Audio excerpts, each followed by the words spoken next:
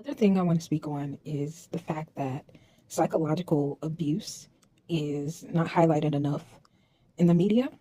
and it can be just as damaging as physical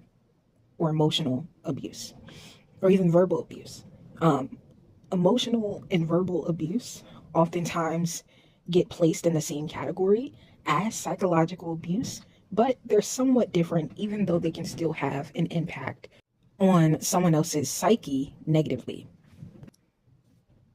When people are engaging with other people, whether you're aware of that person's traumas or not, whether you're in a position of authority above them, or whether you all are just talking on a casual level, people need to be aware of the fact that psychological abuse can very well distort someone's ability to utilize their common sense, what they intuitively know to be common sense, and to identify common sense, period.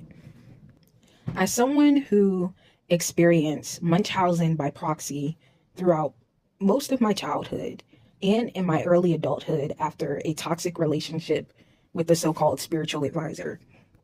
as intelligent as I am, as well spoken as I am, as intuitive and psychically sentient as I am,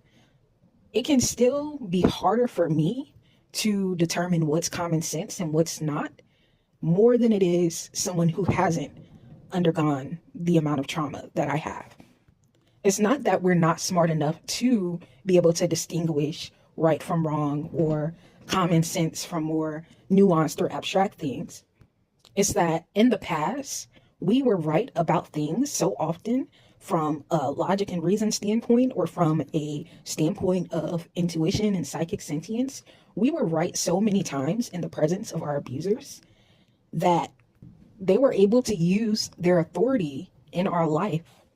to gaslight us about our level of intelligence and correctness so that we could remain minimized in their presence and they could retain authority and governance over our being. So it's not that some people are dumb or they just don't get it or they're not as intelligent as you. Intelligence manifests in various different ways,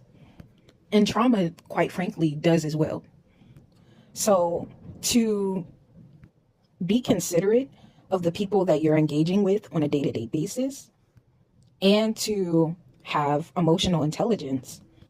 this is one of those things that is very important to always keep in mind.